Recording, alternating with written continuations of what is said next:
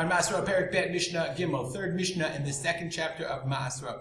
Says the Mishnah, Hama'aleh Peirot mina Galil liYehuda, o Oleh Yerushalayim. So I pick my fruits here in Yad Binyamin, okay, and then on the Galil in our Mishnah's case, and I'm going to Yehuda. So that's my final destination. And the question is, can I eat my Peirot Achilat Arai on the way?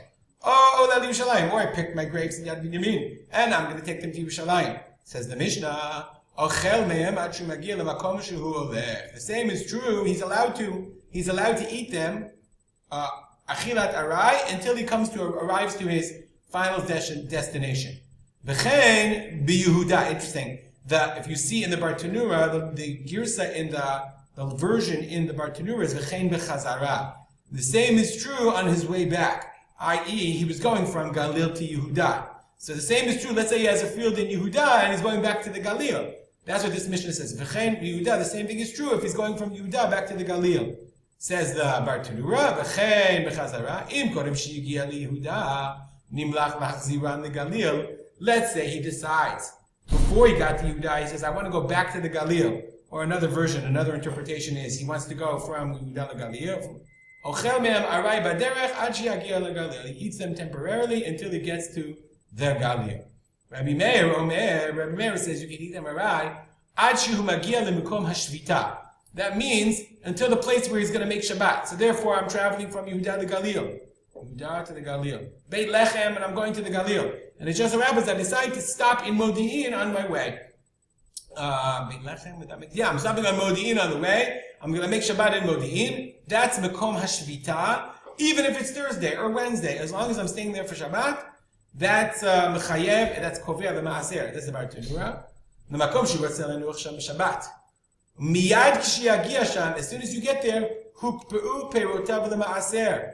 Okay, his peirot or kovea, even though Shabbat didn't come. That's what Rabbi says. Shabbat is kovea, the place that he gets to the makom hashvita, even though it's not Shabbat yet. Mishnah continues. V'harochlim hamechazvim ba'ayarod. Let's say I'm a rochel. Rochel is a spice seller, but it doesn't have to mean a spice seller per se. It could mean any kind of business person, a traveling salesman. And I really don't have a final destination. And I'm eating my peirot, I want to eat them arai. Ochlim ad shemigi'im l'makom halina. Those people, they are allowed to eat their fruits until they get to makom halina, until they get to their destination where they're going to stay, where they're going to stay over. Rabbi Yehuda says, habayit harishon ubeito. Rabbi Yehuda says, until he gets to the bayit harishon, the first house in the city where he's going to stay. Okay, rochlim that are machzirim bayarot. That's what the Bartanura. They want to sell bisamim, okay, and they take with them food. They can eat arai ad sheyagiu l'makom alina until they come to the place where they're staying. Ukshemegim sham ubu aperu l'maaser. Then it's kovei l'maaser. Rabbi Yehuda says, "Bayit harishon sheba'ir shulan sham kovei l'maaser." As long as they reach the outskirts of the city, and there's one house there, as long as he reaches there, even though he didn't get to his hotel or his motel, or the bed and breakfast that he's staying at, that's hu beito. Bayit harishon is considered beito for the purposes of Kviyat Maaser, and from then on he can't eat Achilat Arai until he takes off Trumot to Maasrot, and the Bartanura says, Ein halacha ki Rabbi Yehuda. We don't paskin like Rabbi Yehuda. We'll stop here. If you have any comments or questions, as always, feel free to contact me at arspoter@gmail.com, and we'll dedicate our learning to the memory of my father, Rav Simcha ben Yitzchak Kalman. Have a good day.